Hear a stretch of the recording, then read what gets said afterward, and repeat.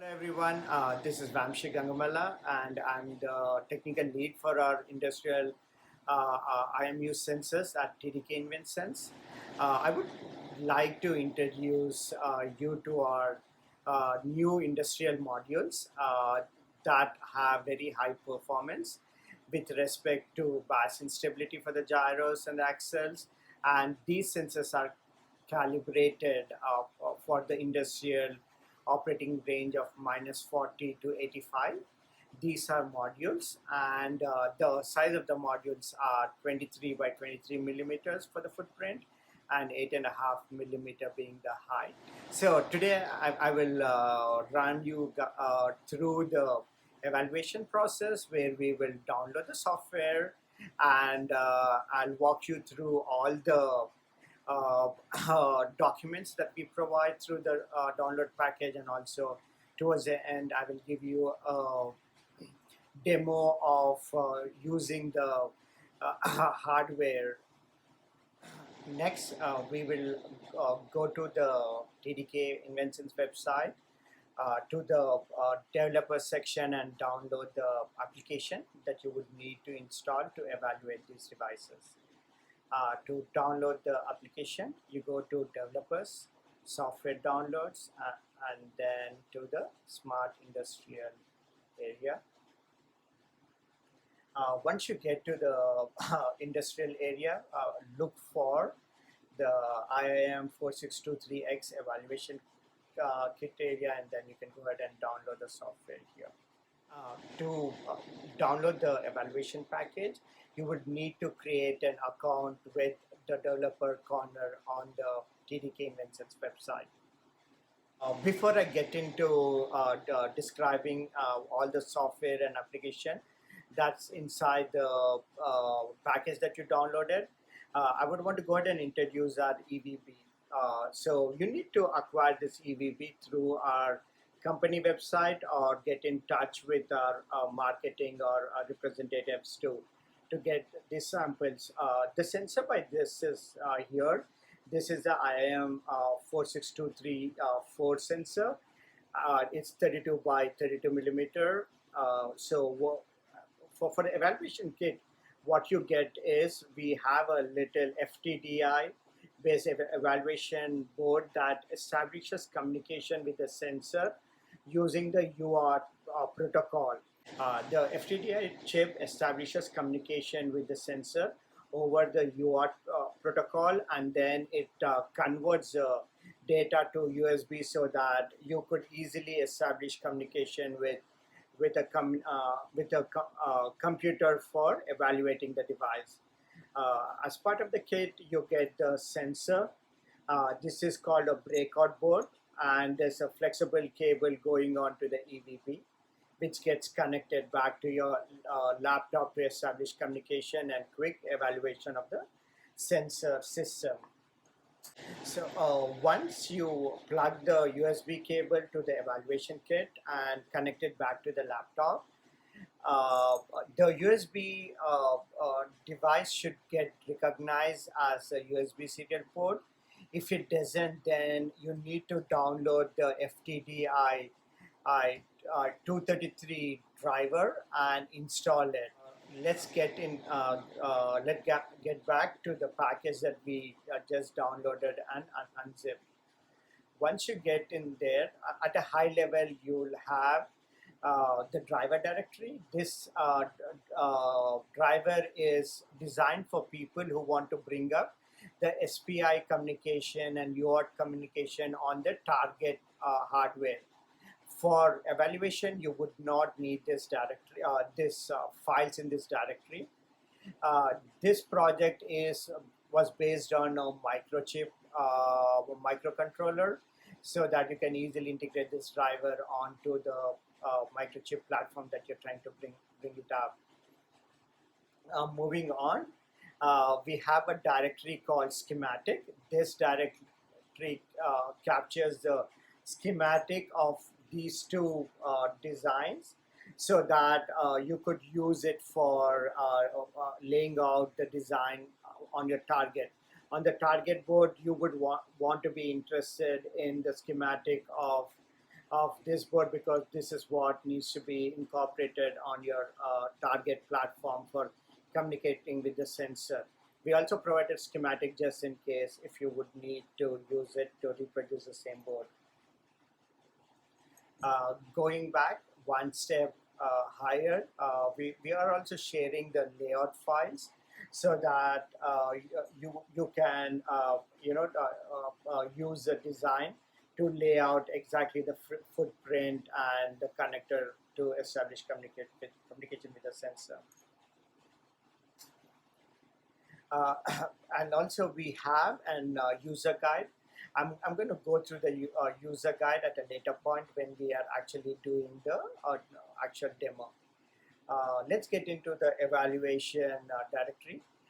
Within here, you'll have the actual application that can be executed on a Windows laptop or desktop to perform the evaluation of the sensor right out of the box. This is a little Python code to parse and plot the data that got logged using the application here. Okay, now we are in the application section. While we are here, let's bring up the user guide so that I can kind of walk you through the user guide with the real demo. Yeah. During this demo, I'll be pretty much walking through the user guide and showing the demo so that it gets easy for people to create the demo. Once you have downloaded the application, you need to open the tool to find out which COM port is the device on. As I previously mentioned, there's a USB going from the evaluation kit to the computer. We can determine the COM port number by entering number 4 to list the list of COM ports connected to the computer. For example, in our case, the evaluation board got detected with the COM port ID 128.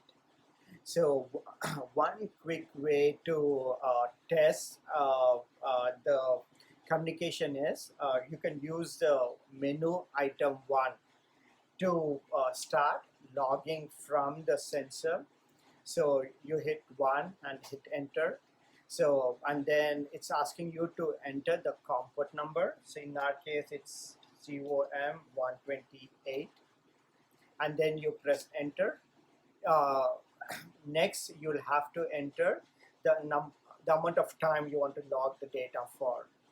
In my case, I want to log it for 5 seconds, and you could see the menu, the screen here, where your computer established communication with the sensor at baud rate of 91600. It created a file with this name. The firmware version got detected as 3.9 and the total file received was 0.17. When the application logged the data, it created a directory called data logs, and within here is where it stored all the data that it got logged. Along with the bin file, the file that you will be most interested in is the sensor data.csv. This is a file that has the actual sensor data. The other files are files that have configuration and sensor identifier information. Yeah, I opened up the file that has the sensor that got logged in. Here, column A is a packet ID that goes from 0 to 255 and it rolls over. The column B is a packet timestamp, and then comes the axle data. C, D, and E are accelerometer data. F, G, and H are gyro data. I is temperature, and then status is the J field. Let's quickly close this, and then let's go through the evaluation user platform user guide so that I can walk you through more detailed aspect of the evaluation platform.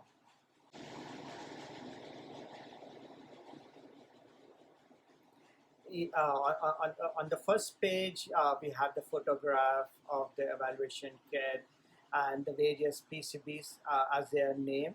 And then it also lists out what are the requirements for the PC and so on. And then the document is talking about unzipping the file and opening the and executing the application. We already talked about logging and then how long you can log. Apart from the default data log, so option number 2 is to upload firmware. In the event that you need to upload the firmware for whatever reason, there is an option to upload the firmware. We don't anticipate to upload the firmware, to change the firmware from the firmware that was supplied to you with the device. In the event that we have a reason to upload the firmware, you could quickly do an firmware upgrade by entering number 2, and then you can walk through the next command windows and supply the new firmware so that it gets flashed onto the device. From the factory, in the package, we do not supply a firmware because our anticipation is that firmware is not going to change as the device is in mass production. Moving on, the next option is related to the firmware upgrade. So if you need to cancel the firmware upgrade for whatever reason, you could go ahead and enter 3. Apart from that, we also have a scripting way to log data from the device. The script for the logging is saved in the script called main.fs. Let's quickly open main.fs and let's update it to accomplish any complex sequences that we plan to do. So as you can see, the main.fs is readable with some amount of help, and the description of this commands are given as comments. For example, going through it, we know that the COM port of the device is 128. We should go ahead and update this COM port ID to 128. And after that, this command is for reading the firmware revision. So to construct, and then you could construct all of these commands from the information in the data sheet. In the data sheet, we describe the protocol for establishing communication with the device. This command reads device ID. It's a unique serial number for the device. And then this command reads the register. So for example, get reg reads the data from register 26, and the length of that field is 2. For example, reg 26 is the sample rate divider. By default from the factory, the device is configured to stream data at 1000 Hertz. Customers will be able to update this sample rate divider by using the fsetreg command to change the sample rate to 200 Hertz by 5. The rough math that you can do, or the math that you need to do to change the sample rate divider is you divide 1000 by 5 to get 200, and a number 5 in this command would change the baud rate to 200 Hertz. So the conversion is as given here, it's 1000 divided by the value that you provide. After that, let's move on. So we also have a command to update the the bandwidth configuration of the device. By default, it's set to 100 hertz, and it can be lowered from 100 hertz to a lower value as needed. Uh, the, the, and then the command that's needed the most is the start streaming. Is the command that you need to execute so that the device will start streaming. UI timer will let you set the amount of time you would want to stream the data for. Stop streaming is evident, disconnect, close file, and you always need to execute this command called parse file. What this command does is it parses the binary blob of data that was logged from the sensor and converts it into the CSV format for easily opening up the file in an Excel sheet.